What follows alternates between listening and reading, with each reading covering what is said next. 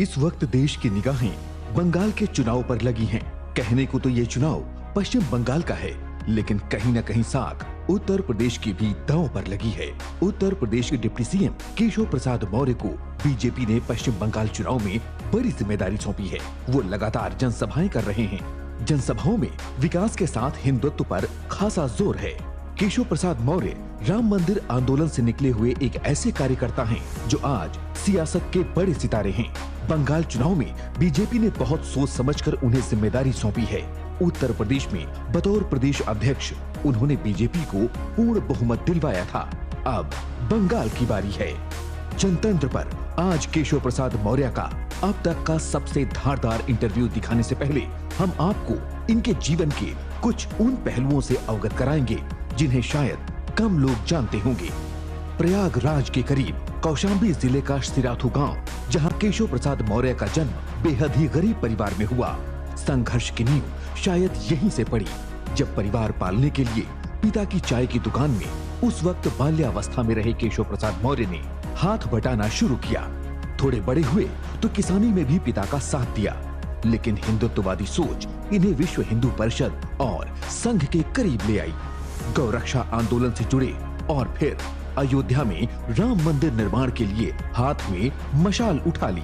देखते ही देखते केशव प्रसाद मौर्य विश्व हिंदू परिषद के तत्कालीन अंतर्राष्ट्रीय अध्यक्ष अशोक सिंघल के सबसे करीब आ गए।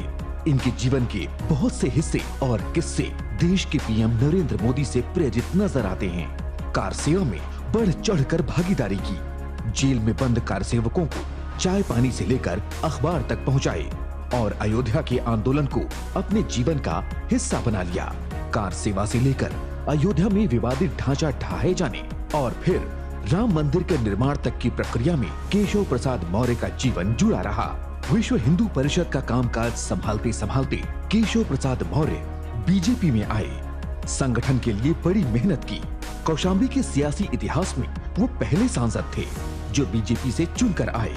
पिछड़ी जाति से आने वाले केशव मौर्य संगठन के कार्यकर्ताओं के बीच बेहद लोकप्रिय हैं और अपने व्यवहार के दम पर वो जल्द ही सभी जातियों के चहेते बन गए।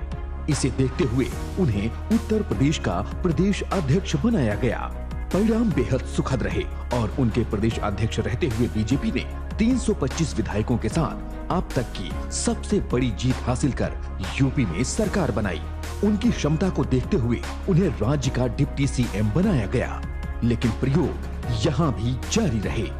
शहीदों और मेधावियों के नाम पर सड़कें, सड़कों के निर्माण में नई तकनीक, हर्बल सड़कों का प्रयोग, राज्य में पुलों और सड़कों का जाल, ऐसे तमाम बड़े काम बतौर डिप्टी सीएम केशव प्रसाद मौर्य के खाते में आते हैं।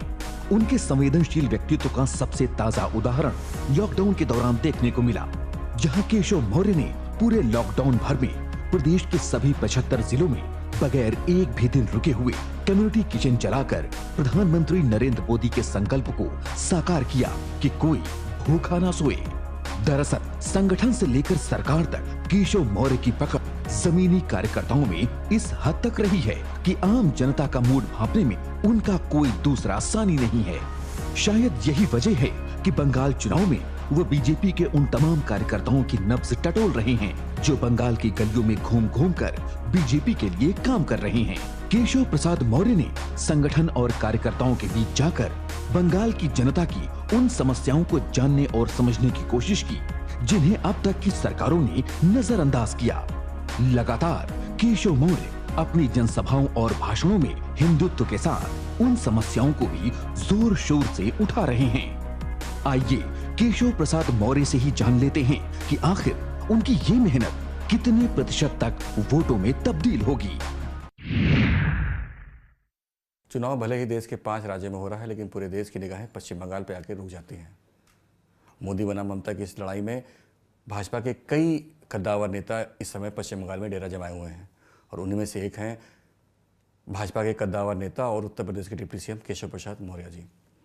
आइए केशव जी से जानते हैं कि पश्चिम बंगाल में भाजपा की क्या स्थिति है। केशव जी, आपका बहुत बहुत स्वागत है। धन्यवाद अनुराग जी। अक्सर भाजपा के लोग कहते हैं कि पश्चिम बंगाल में चुनाव प्रचार करना बहुत मुश्किल है टीएमसी के खिलाफ। आप तो पिछले 4 महीने से पूरे दौरा कर रहे हैं, मत रहे हैं, आपको क्या महसूस हुआ? देखिए, मुश्किल तो है, लेकिन मुश्किल का सामना करने वाले बंगाल में कार्यकर्ताओं की भी कमी नहीं है। लोगों ने जान दे करके भी सम्मान के लिए, पश्चिम बंगाल के विकास के लिए और भारतीय जनता पार्टी के माध्यम से सुशासन लाने के लिए बहुत लड़ाई लड़ी है, बहुत कुछ खोया है। उसके बाद अब मैं कह सकता हूं कि पश्चिम बंगाल के लोगों के हित में अब भाजपा की सरकार आने जा रही, रामराज आने जा रहा है, सुशासन आने जा रहा है और विकास का एक नया युग प्रारंभ होने जा रहा है। और मैंने भी प्रचार प्रसार के दौरान बहुत सारे विरोध प्रतिरोध का सामना किया है, लेकिन मैंने कहा देखिए मैं तो राम भक्त हूँ। जब यहाँ जय श्री राम का उद्घोष सुनाई पड़ता है, राम भक्त भी हूँ, कार सेवक भी रहा हूँ, तो वहाँ गोलियाँ चलती थी तब हम लोग नहीं डरे।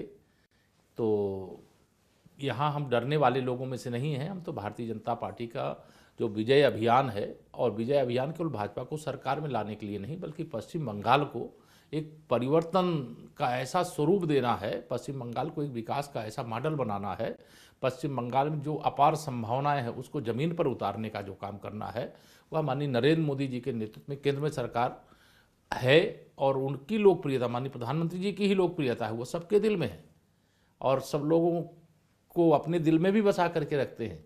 और आज घर घर, गांव गांव, गली गली एक ही लक्ष्य है, दीदी नहीं मोदी, और डबल इंजन की सरकार। तो आप तो लगातार घूम रहे हैं, गांव-गांव जा रहे हैं, लोगों से मिल रहे हैं, क्या महत्वपूर्ण मुद्दे हैं जिस पे आपको लगता है कि आपको वोट? देखिए, सबसे महत्वपूर्ण मुद्दा है कि पश्चिम बंगाल में जो गुंडागर्दी है, जो अराजकता है, जो माफियागिरी है, जो भ्रष्टाचार है, जो पुलिस और प्रशासन का टीएमसीकरण हो गया, राजनीतिकरण हो गया है और राजनीति का अपराधीकरण हो गया है। इस अपराधीकरण के खिलाफ अगर पश्चिम बंगाल में, जो मैं तो स्पष्ट कह सकता हूँ, मैं आज कह सकता हूँ, अभी तो 2 चरण के चुनाव हुए हैं, लेकिन 8 चरण में यहाँ के चुनाव संपन्न होंगे। 2 तारीख को वोटों की गिनती होगी और उसके बाद भाजपा की सरकार बनेगी। लेकिन जो आज पश्चिम बंगाल के लोगों ने अपनी जागरूकता दिखाई है, चैतन्यता दिखाई है और चुनाव स्वयं अपने हाथों में लेकर के लड़ाई लड़ने का काम कर रहे हैं, इसके कारण पश्चिम बंगाल बहुत बड़े संकट में जाने से बच रहा है। 2 चरण के चुनाव में आपको क्या लगता है कितनी सीटें? देखिए, 60 सीटों का चुनाव हुआ है। निश्चित तौर से जो पार्टी का भी फीडबैक है, जो हम लोगों ने भी अपने अपने माध्यम से पता करने का प्रयास किया है, 60 में से 50+ सीटें भारतीय जनता पार्टी जीत चुकी है, केवल वोटों की गिनती बाकी है। तो बंगाल में जो चुनाव हिंसा होती है उसका कितना असर पड़ रहा है? हिंसा टीएमसी के कारण होती थी, हिंसा वामपंथियों के कारण से होती थी। वामपंथी सरकार जब थी उस समय की हिंसा से दुगुना तिगुना 4 गुना हिंसा, मतलब यह टीएमसी के द्वारा शुरू किया गया। इतना भय दिखाया जाता था, खुलेआम हत्या कर दी जाती थी और हत्या करने वालों के खिलाफ मुकदमा लिखने की जगह जिनके लोगों की हत्या होती तो उन्हीं के खिलाफ मुकदमे लिखे जाते थे। लेकिन मुझे खुशी है, मैं चुनाव आयोग का अभिनंदन करता हूं, बधाई देता हूं कि 2 चरण के जो चुनाव अभी तक संपन्न हुए उसमें राजनीतिक दृष्टि से कोई हत्या करने का जो काम होता है, खून खराबा करने का काम होता है, उसे रोकने में बहुत बड़ी सफलता प्राप्त की और पश्चिम बंगाल में शायद स्वतंत्र भारत के इतिहास में पहली बार यह शांतिपूर्ण चुनाव संपन्न होते हुए आगे बढ़ रहे हैं। लेकिन ममता बनर्जी तो चुनाव आयोग पे सवाल उठा रही हैं, वो कह रही है चुनाव आयोग भाजपा के लिए काम कर रहा है। मैं कहूँगा इतना ही कि इसलिए सवाल उठा रही हैं कि अब उनके गुंडे बूथ पर कब्जा नहीं कर पा रहे हैं। अब पहली बार पश्चिम बंगाल के लोग अपनी इच्छा अनुसार जिसे वोट देना चाहते हैं उसको वोट दे पा रहे हैं। पहली बार गुंडों और माफियाओं के खिलाफ यहाँ पे शक्ति दिखाने का काम आयोग के माध्यम से किया गया है। बूथों पर कब्जा कर लो तब चुनाव आयोग सही है, और बूथ कब्जा करने से रोक करके और लोकतंत्र को सही मायने में परिभाषित करना, सही मायने में लोगों को अपनी इच्छा अनुसार मतदान का अवसर देना, अगर यह गलत है तो चुनाव आयोग गलत है। मैं मानता हूं चुनाव आयोग अपनी बहुत अच्छे तरीके से जिम्मेदारी निभा रहा है। ममता दीदी ने जो भी भाजपा के विरोधी पार्टियां हैं उन सबको चिट्ठी लिखी है कि सबको एक मंच में आना चाहिए। देखिए, वो पराजय के द्वार पर खड़ी, उनको इस बात का आभास भी हो गया है, विश्वास भी हो गया है कि वो चुनाव हार चुकी हैं।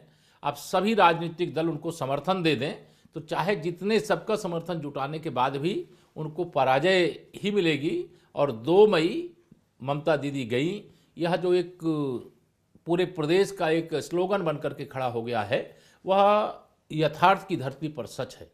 जहाँ पर टीएमसी के झंडे लगे होंगे, बैनर लगे होंगे, फोटो लगे होंगे, उस घर में भी टीएमसी को वोट लोग नहीं देना चाहते हैं, लेकिन बोलना नहीं चाहते। भय आज भी इतना व्याप्त है, चुनाव हो रहा है, लोग अपने मताधिकार का प्रयोग कर रहे हैं, लेकिन खुल करके बोलने से अभी भी डर रहे हैं। मैंने भी बहुत सारे लोगों से बिना राजनीतिक परिचय के बातचीत करने की कोशिश किया और जो बातचीत करने की कोशिश किया, समझ कर के जो समझने की कोशिश किया, उसमें यही निष्कर्ष है कि वोट तो यहाँ पर बीजेपी के लिए मतलब वोटों की बरसात हो रही है। वोट छप्पर फाड़ के नहीं, छत फाड़ करके भाजपा के खाते में बंगाल की जनता देने जा रही है, लेकिन बोलना नहीं चाह रही है। जनता डरी हुई है अभी भी। टीएमसी का कितना खौफ है, कितने इनके गुंडे अपराधी संरक्षण में पलते थे, ये तो भाजपा सरकार बनने के बाद सब कुछ साफ साफ सामने आएगा। जो अपराधी होंगे उनके खिलाफ कार्रवाई होगी, जो भ्रष्टाचारी होंगे उनके खिलाफ कार्रवाई होगी, जो अत्याचारी होंगे उनके खिलाफ कार्रवाई होगी, जो निर्दोष होंगे उनको लगेगा वास्तव में राम राज्य कैसा होता है। जो अपराध करे उसको दंड मिलता है और जो अपराध नहीं करता है उसको सम्मान मिलता है। यह भाजपा की सरकार करेगी। और टीएमसी जो दीदी जो चिट्ठी लिख रही हैं वो एडवांस में पराजय का संकेत है। जय श्री राम का मुद्दा एक पश्चिम बंगाल में बन गया है और समा बांध दिया आप लोगों ने, तो कितना बड़ा मुद्दा लगता है? देखिए, जय श्री राम का विरोध करना मतलब भगवान राम का विरोध करोगी आप, माँ दुर्गा का विरोध करोगी आप, माँ सरस्वती का विरोध करोगी आप, स्वामी विवेकानंद जी का विरोध करोगी आप, नेताजी सुभाष चंद्र बोस जी के विरोध का ही एक तरह से उनकी जो प्रतिक्रिया थी वह नेताजी सुभाष चंद्र बोस जी की जयंती पर भी एक तरह से उनका भी विरोध करोगी आप। मतलब बंगाल की धरती पर मतलब ऐसे ऐसे महापुरुष हैं जिनकी पूरी देश पूजा करता है, और देश भर के जो पुजारी हैं ऐसे महापुरुषों के, उनका भी आदर जो ममता दीदी नहीं करती थी। केवल तुष्टीकरण, केवल घुसपैठियों का साथ, केवल भ्रष्टाचार, केवल भतीजा, केवल टीएमसी गुंडे, केवल अपराधी, केवल इस सीमा में सिमट करके उसके अंदर जकड़ करके ममता दीदी एकदम पूरी तरह से पश्चिम बंगाल की जनता को उसकी दशा पर छोड़ दिया था। किसान नेता आंदोलन कर रहे हैं, पश्चिम बंगाल में भी घूम घूम के भाजपा के खिलाफ प्रचार करके वोट मांग रहे हैं, कितना असर पड़ेगा? देखिए, किसान नेता जो बने घूम रहे हैं वो वास्तव में किसान नेता नहीं है, क्योंकि किसानों के हित में, मैं भी किसान का बेटा हूं और किसान का बेटा होने के नाते मैं सब कुछ जानता हूं कि किसानों के हित में जितना काम माननीय नरेंद्र मोदी जी के नेतृत्व में सरकार बनने के बाद इस देश के अंदर सभी प्रदेशों के अंदर हुआ है, वैसा काम पहले कभी नहीं हुआ। लेकिन ममता दीदी की सरकार ने किसानों को मिलने वाले बहुत सारे फायदे से वंचित करने का काम यहाँ पश्चिम बंगाल के किसानों के लिए किया है। हमारी सरकार ने तय किया है, अपने संकल्प पत्र में घोषणा भी किया है, माननीय प्रधानमंत्री जी ने अपने संबोधन में भी इस बात को कहा है कि जिस दिन भाजपा की सरकार शपथ लेगी उसके तत्काल बाद हम पश्चिम बंगाल के किसानों को जो 18-18 हज़ार रुपये बकाया खड़ा हो रहा है वह उनके खाते में तत्काल भिजवाने का काम करेंगे। देश किसानों को दे चुके हैं, लेकिन बंगाल का किसान नहीं पाया। क्यों नहीं पाया भाई? ममता दीदी को इससे क्या समस्या होती है? अगर इस प्रदेश के किसानों को भी 18-18 हज़ार रुपये मिल गए होते तो जो दुर्दशा, जो समस्या, जो संकट का सामना मेरा किसान भाई करता है, 18 हज़ार रुपये बहुत बड़ी पूंजी होती है किसान के लिए, छोटे किसानों के लिए। हम लोग तो जानते 1800 रुपया बहुत होता है, तो 18,000 अब तक मिल चुका होता और दीदी ने उसको लेने नहीं दिया। आप कह रहे हैं आपकी बार 200 पार, पिछली बार आपकी 3 सीटें आई थी सिर्फ, तो कैसे लगता है कि इतना बड़ा लक्ष्य? देखिए, ये पश्चिम बंगाल की जनता ने दीदी को हटाने और बीजेपी को लाने का मन बनाया है। यह सच है कि हमारी 3 सीटें थीं और 3 सीटों से हम 2019 के लोकसभा चुनाव में 18 लोकसभा सीटें जीते थे, 18 सांसद हमारे जीत करके गए थे। अगर ममता दीदी की सरकार नहीं होती, यहाँ चुनाव आयोग निष्पक्ष चुनाव उस समय भी कराने में कामयाब होता, तो 18 नहीं 36 सांसद हमारे जीतते। और आज स्थिति बदल गई है। उस समय तो डर था लोगों के मन में, इतना डर था कि 2019 के लोकसभा चुनाव में वोट देने के बाद टीएमसी के गुंडे हमें जिंदा नहीं छोड़ेंगे, हमारा उत्पीड़न करेंगे, हमारे साथ बहुत ज्यादती होगी। लेकिन इसके बाद भी भारतीय जनता पार्टी के 18 सांसद विपरीत परिस्थिति में जीते हैं। आज मैं मानता हूं बीजेपी के अनुकूल परिस्थिति पश्चिम बंगाल में, तो अनुकूल परिस्थिति में 200 पार का जो संकल्प पार्टी ने दोहराया है, उस संकल्प को पश्चिम बंगाल की जनता स्वयं सफल बनाने के लिए आगे आई है। मैं पश्चिम बंगाल के कार्यकर्ता और जनता दोनों का अभिनंदन करता हूं। और माननीय प्रधानमंत्री श्री नरेंद्र मोदी जी तो हर घर में नहीं, हर दिल में है, हर मतलब व्यक्ति के अंदर हैं, और कोई भी माननीय प्रधानमंत्री जी का विरोध करने वाला नहीं है। और पश्चिम बंगाल में डबल इंजन के सरकार की जरूरत है। अगर यहाँ भाजपा की सरकार बन जाएगी और केंद्र में हमारी सरकार है, तो दोनों सरकारें मिलकर के पश्चिम बंगाल को विकास के एक नए कीर्तिमान की ओर ले जाने का काम करें। ये सच है कि पश्चिम बंगाल में लोकसभा चुनाव में भाजपा को बहुत फायदा हुआ था, लेकिन उस समय मोदी जी का चेहरा था, आपके पास इस समय चेहरा भी नहीं है पश्चिम बंगाल में। नहीं, चेहरे का असर नहीं होता। देखिए, चेहरा जहाँ जरूरत होती घोषित किया जाता है, जहाँ जरूरत होती नहीं घोषित किया जाता है। हम उत्तर प्रदेश के अध्यक्ष रहे, उस समय हम कोई चेहरा घोषित किए बगैर चुनाव लड़े थे। हमारा चेहरा पूरे देश के अंदर माननीय नरेंद्र मोदी जी का चेहरा है, और माननीय नरेंद्र मोदी जी के चेहरे पर हमको वोट मिल रहा है, और माननीय नरेंद्र मोदी जी के नेतृत्व में किए गए काम के आधार पर हमको वोट मिल रहा है। और पश्चिम बंगाल के अंदर भी हमारा अगर कोई चेहरा है तो हमारे प्रधानमंत्री माननीय नरेंद्र मोदी जी हैं, हमारे राष्ट्रीय अध्यक्ष माननीय जेपी नड्डा जी हैं, हमारे गृह मंत्री माननीय अमित शाह जी हैं, और हमारा संपूर्ण राष्ट्रीय नेतृत्व है और संपूर्ण प्रदेश नेतृत्व है। सब मिल करके लड़ रहे हैं। जिस प्रकार की विजय उत्तर प्रदेश में भारतीय जनता पार्टी के खाते में 2017 के विधानसभा चुनाव में आई थी, उससे भी बहुत अच्छी विजय पश्चिम बंगाल में बिना चेहरे के भी आएगी। लेकिन हमारे पास ममता दीदी से 1000 गुना अच्छे चेहरे पश्चिम बंगाल भारतीय जनता पार्टी के पास हैं। इसकी क्या जरूरत पड़ गई फिर, इतनी मजबूती थी टीएमसी के ज़्यादातर नेता आपको बुलाने? देखिए, हम तो 3 सीटों वाले मतलब दल थे यहाँ पश्चिम बंगाल के अंदर विधानसभा में, लेकिन अब चारों तरफ एक भगदड़ भी है और उसी में से कुछ लोगों को लेने की आवश्यकता भी होती है। जैसे हमने यूपी में भी सपा, बसपा, कांग्रेस तमाम दलों के लोगों को बड़ी संख्या में लिए थे, तो लेना पड़ता है कई बार। जो जरूरत होगी लेंगे, लेकिन जो लिए गए और जिनको लड़ाया जा रहा है उसमें से अधिकांश हमारे चुनाव जीत रहे हैं, और जीतने के बाद सरकार बनेगी और उचित जो जिस प्रकार के स्तर के लोग हैं उनका उस प्रकार से समायोजन होगा, उस प्रकार का उन्हें सम्मान दिया जाएगा।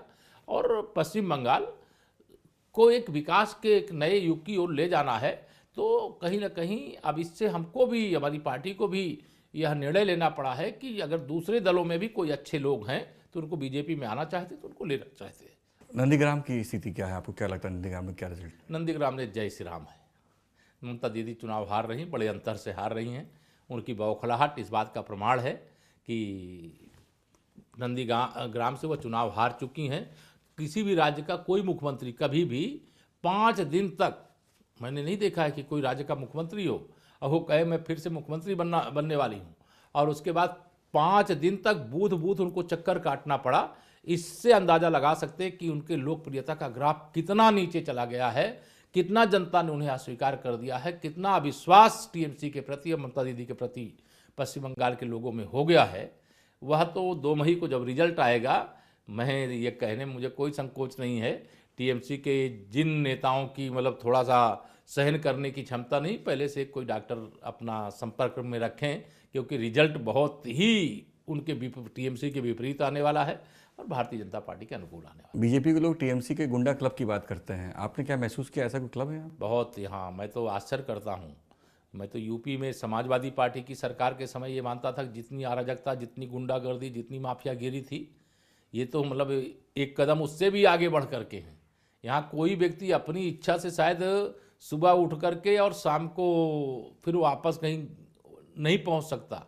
छोटा से एक मकान बनाना हो, कोई दुकान चलाना हो, कोई कहीं काम करना हो, बिना टीएमसी के जो क्लब रूपी गुंडागर्दी के केंद्र हैं, उन गुंडागर्दी के केंद्रों के माध्यम से जो आप चाहते हैं कि कोई आप सही काम करना चाहे तो पुलिस और प्रशासन के सहयोग से कर सके, तो पुलिस प्रशासन हाथ जोड़ लेता है कि भैया क्लब के लोगों के पास जाओ, हम कुछ नहीं कर सकते। अगर क्लब के लोग कहेंगे, टीएमसी क्लब माने टीएमसी के गुंडे, उनके पास जाओ, वो जो चाहेंगे वही होगा। यहाँ पुलिस का कोई मतलब नहीं है, प्रशासन का कोई मतलब नहीं, सरकार का कोई मतलब। कांग्रेस और कम्युनिस्ट को किस रूप में देखते हैं आप, क्या स्थिति है? देखिए, कांग्रेस कम्युनिस्ट कुछ स्थानों पर लड़ रहे हैं, लेकिन कांग्रेस और कम्युनिस्ट पार्टी का यह गठबंधन इसलिए लोगों को समझ में नहीं आ रहा है कि केरल में कांग्रेस वामपंथियों के खिलाफ लड़ रही है और पश्चिम बंगाल में कांग्रेस वामपंथियों के साथ लड़ रही है। ये दोहरा चरित्र कैसे? अगर एक राज्य में आप एक साथ मिलकर के लड़ रहे हो और दूसरे राज्य में एक दूसरे के खिलाफ लड़ रहे हो, तो कांग्रेस तो वैसे भी अस्तित्वहीन पार्टी मैं यह मानता हूँ कि बंगाल के अंदर, और वामपंथियों का भी वही है। वो बनाए जरूर हैं महागठबंधन, लेकिन उस महागठबंधन में कोई जान नहीं है। आप 5 लोकसभा सीट देख रहे हैं विशेष तौर पे, तो पिछली बार जब लोकसभा चुनाव हुआ था उसमें 5 में से सिर्फ 1 सीट भाजपा जीत पाई थी, तो क्या नहीं लगता है कि ये चुनौती है आपके लिए? नहीं, देखिए, चुनौती है। 5 लोकसभा क्षेत्रों में से हम 5 की 5 जीतते। मैं तो क्षेत्र में गया हूँ, मैंने देखा है। वहाँ के लोगों को कहना, अगर टीएमसी के गुंडों ने वोट डालने दिया होता तो हम 1 नहीं 5 की 5 लोकसभा सीटें जीतते, और 5 लोकसभा सीटों में 35 विधानसभा क्षेत्र होते हैं। अब 35 विधानसभा क्षेत्र में मुझे तो पूरा विश्वास है कि कम से कम 30 जीतेंगे। 30 से ज़्यादा हो जाए तो बड़ा आश्चर्य नहीं है। आज स्थिति इतनी बदली हुई है और इतना जनता मतलब एकजुट होकर के, जाग करके, उड़ करके खड़ी हो गई है कि वो ना भाजपा प्रत्याशी देख रही है, ना कोई पदाधिकारी कौन आया, कौन प्रचार किया, कौन प्रसार किया, इससे मतलब नहीं। उसे कमल का फूल याद है, उन्हें नरेंद्र मोदी जी याद है, उन्हें ममता दीदी को हटाना याद है कि ममता दीदी को हटाने के लिए कमल के फूल की बटन को दबाना है। आप उत्तर प्रदेश के डिप्टी सीएम हैं, उत्तर प्रदेश में पंचायत चुनाव चल रहे हैं, तो क्या आपको लगता है कि जो किसान आंदोलन हुआ उससे नुकसान होगा भाजपा को? नहीं, कोई नुकसान नहीं। किसान आंदोलन किसान कर ही नहीं रहे। किसान आंदोलन तो ये जो चुनाव 5 राज्यों के हो रहे हैं, मुझे तो लग रहा है 5 राज्यों के चुनाव होने तक ये किसान आंदोलन के नाम की बयानबाजी होती रहेगी, भाषणबाजी होती रहेगी। कुछ किसान के नाम पर राजनीतिक नेता बनने का प्रयास कर रहे हैं। किसान इस तरह के काम नहीं करता। किसी भी विषय को रखना है, सरकार को बताना चाहिए। हिंसा की कोशिश करना या कराना और जो आंदोलन आप नियंत्रित नहीं कर सकते उस आंदोलन करना उचित नहीं है। और लाल किले पर राष्ट्रीय ध्वज का अपमान करना, ये कैसे देश स्वीकार कर सकता है? और किसान अन्नदाता है। केंद्र सरकार ने सदा दरवाजे खुले रखे हैं कि जो किसान कृषि कानूनों में कोई कमी है, उसमें कोई संशोधन चाहते प्रस्ताव लाएं। कई दौर की वार्ता हो चुकी, कई मामलों में सहमति हो चुकी। कृषि कानून पर अभी रोक भी लग गई है, स्थगित है माननीय सर्वोच्च न्यायालय के आदेश से। फिर आंदोलन की क्या आवश्यकता है? लेकिन आंदोलन करने के पीछे इस देश के भाजपा विरोधी, मोदी विरोधी राजनीतिक दल और नेता हैं। अखिलेश यादव कहते हैं कि पिछले 4 साल में सिर्फ उन्हीं के काम का फीता काटा गया है, तो आप 4 साल के काम को कैसे लेते हैं? देखिए, मैं ये मानता हूँ कि 4 साल में जितना काम 14 सालों में श्री मुलायम सिंह यादव जी, बहन मायावती जी और श्री अखिलेश यादव जी के शासनकाल में काम नहीं हुआ, उससे ज़्यादा काम हमने 4 साल में हमारी सरकार ने किया है। मुख्यमंत्री योगी आदित्यनाथ जी के नेतृत्व में भाजपा की सरकार ने यह काम किया है और इस काम के कारण से श्री अखिलेश यादव जी बेचैन जरूर हैं। उनको लगता है कि जब हम सत्ता में थे तो हमने काम नहीं किया। अब आरोप लगाने के लिए उनके पास कुछ है नहीं। गुंडों के खिलाफ कार्रवाई हो रही, माफियाओं के खिलाफ कार्रवाई हो रही है, प्रदेश में सड़कें अच्छी बन रही हैं, शिक्षा के स्तर में सुधार हुआ है, बिजली 2 घंटे 4 घंटे और कुछ जिलों में जो मिलती थी 24 घंटे, उसकी जगह पूरे प्रदेश को बिजली मिल रही है। कानून व्यवस्था की स्थिति सुदृढ़ है, बड़े पैमाने पर भर्तियां हो रही हैं, निवेशक निवेश आकर के उत्तर प्रदेश के अंदर कर रहे हैं और जो भी गरीबों की समस्या है, चाहे उनके आवास की समस्या हो, चाहे उनके शौचालय की समस्या हो, चाहे उनके घर में बिजली की समस्या हो, चाहे उनके घर में गैस के कनेक्शन की समस्या हो, चाहे उनके इलाज के लिए आयुष्मान भारत योजना के अंतर्गत स्वास्थ्य सुविधा के लिए कार्ड की व्यवस्था हो, सरकार ने सारे कदम उठाए हैं। सब कुछ सुविधाएं प्रदेश की जनता को मिल रही है। गरीब आदमी खुश है। श्री अखिलेश यादव जी और समाजवादी पार्टी, श्री राहुल गांधी जी या प्रियंका वाड्रा जी और कांग्रेस पार्टी या बहुजन समाज पार्टी, इनको नाखुशी हो सकती है, इसकी हम लोग परवाह नहीं करते। हमें परवाह उत्तर प्रदेश के 25 करोड़ लोगों की है और 25 करोड़ लोगों में से मैं यह मानता हूं कि 100 में से 60 हमारा है। ये अभी तक मैं कहता था, लेकिन मुझे लगता है कि मैं कम करके कहता हूं कि इसलिए मैं उसमें एक जोड़ा हूँ कि 100% में से 60% वोट हमारा है, भाजपा का है। 40% में बंटवारा है, उसमें अलग अलग लड़ेंगे तो बांट करके और अलग अलग नहीं लड़ेंगे तो मिल करके वो 40% में बंटवारा है। उस बंटवारे में भी भाजपा का है, हमारा है। तो मैं यही कहता हूँ 100 में 60 हमारा, बाकी में बंटवारा, बंटवारे में भी हमारा। इसलिए 2022 का जो विधानसभा चुनाव होने जा रहा है, हम 300 से अधिक सीटें एक बार फिर जीतेंगे और उत्तर प्रदेश में फिर भाजपा की सरकार बनाएंगे। क्योंकि डबल इंजन की सरकार का क्या फायदा होता है, उत्तर प्रदेश की जनता इस बात को भली प्रकार जान गई। आपका हमेशा प्रेडिक्शन ठीक रहता है, हम लोग कई बार आपसे बात करी है, लेकिन आपकी क्या लगता है कि बंगाल के चुनाव में कितनी सीटें आएंगी आपकी? देखिए, 210 से 230 सीटों के बीच में मैं मानता हूं जरूर आएंगी, जो मेरे पास फीडबैक है। पश्चिम बंगाल के चुनाव का क्या असर पड़ेगा उत्तर प्रदेश के चुनाव पे? देखिए, कहीं पर भी किसी भी राज्य में जब चुनाव होते हैं और वहाँ विजय होती है, ये धरती तो हमारे पूज्य जो भारतीय जनसंघ के संस्थापक रहे डॉक्टर श्यामा प्रसाद मुखर्जी जी की जन्मभूमि है और हमारी पार्टी का एक तरह से उद्भव स्थल भी एक तरह से कह लीजिए कि ये है। और पश्चिम बंगाल का असर अगर जम्मू कश्मीर में हो सकता है, धारा 370 को हटाने के लिए जम्मू कश्मीर के लाल और हमारे सर्वोच्च नेता, स्वर्गीय नेता डॉक्टर श्यामा प्रसाद मुखर्जी जी अपना बलिदान दे सकते हैं, तो मैं यह मानता हूं कि पश्चिम बंगाल के चुनाव का असर उत्तर प्रदेश में भी होगा और देश के अन्य राज्यों में जहां भी चुनाव होंगे वहां पर भी होगा। और पश्चिम बंगाल का चुनाव पश्चिम बंगाल के चुनाव तक नहीं रह गया, हो तो रहे 5 राज्यों में चुनाव, लेकिन जितनी चर्चा पश्चिम बंगाल के चुनाव की है इतनी चर्चा और किसी राज्य के चुनाव की नहीं है, क्योंकि जिस विचारधारा को लेकर के हम लोगों ने कार्य प्रारंभ किया उस विचारधारा के अनुसार आज डॉक्टर श्यामा प्रसाद मुखर्जी जी का स्वप्न साकार हुआ है। धारा 370 हट गई, जम्मू कश्मीर भारत का अभिन्न अंग था, अभिन्न अंग बन गया है। अब चाहे पश्चिम बंगाल का कोई व्यक्ति और चाहे देश के किसी राज्य का कोई व्यक्ति पश्चिम बंगाल में भी जाकर के, जम्मू कश्मीर में भी जाकर के ज़मीन खरीद सकता है, मकान बना सकता है, उद्योग लगा सकता है। पहले तो देश के हमारे राष्ट्रपति जो प्रथम नागरिक वह भी 1 इंच ज़मीन नहीं खरीद सकते थे। रामलला का भव्य मंदिर बनना शुरू हो गया। ट्रिपल तलाक, 3 तलाक के लिए कानून बना करके विशेष तौर से मुस्लिम महिलाओं के ऊपर होने वाले अत्याचार से उनकी रक्षा की गई है। पाकिस्तान, बांग्लादेश, अफगानिस्तान में जो हिंदू हैं, बौद्ध हैं, सिख हैं, जैन हैं, ईसाई हैं, अल्पसंख्यक वहाँ पर हैं, उनकी प्रताड़ना होती थी। हमने नागरिकता संशोधन कानून बना करके उनको भारत की नागरिकता देने का रास्ता साफ किया है। घुसपैठियों को इस प्रदेश से बाहर निकालने का एक संकल्प लिया है। तो निश्चित तौर से पश्चिम बंगाल में भारतीय जनता पार्टी की विजय का असर उत्तर प्रदेश में भी होगा, देश के अन्य राज्यों में भी होगा, लेकिन पश्चिम बंगाल में भाजपा की विजय सुनिश्चित है, भाजपा की सरकार बनना सुनिश्चित है। जो अन्याय अत्याचार पश्चिम बंगाल की जनता के साथ, भाजपा के कार्यकर्ताओं के साथ टीएमसी की सरकार ने किया है, टीएमसी के गुंडों ने किया है, इसकी सज़ा उनको जरूर मिलेगी। जब भाजपा की सरकार बनेगी ऐसे सभी मामलों की जांच होगी, उसके जो भी दोषी होंगे उनके खिलाफ कार्रवाई होगी, जो निर्दोष होंगे उनको निर्दोष मानते हुए उनके ऊपर जो फर्जी मुकदमे लगाए गए हैं उनको वापस लेने का भी काम किया। केशव जी, आपने व्यस्त समय में बहुत समय दिया हम लोगों को, आपको बहुत बहुत धन्यवाद। धन्यवाद। तो ये थे केशव प्रसाद मौर्य जी, जो बिल्कुल आश्वस्त हैं कि पश्चिम बंगाल में 200 पार रहेंगे और उत्तर प्रदेश में जो आने वाले साल में चुनाव होगा उसमें हम 300 पार होंगे। ज़्यादातर प्रेडिक्शन के ठीक हुए हैं, इस प्रेडिक्शन में क्या होता है ये तो वक्त बताएगा। मिलते हैं अगले प्रोग्राम में किसी और शख्स के साथ, तब तक के लिए जय हिंद।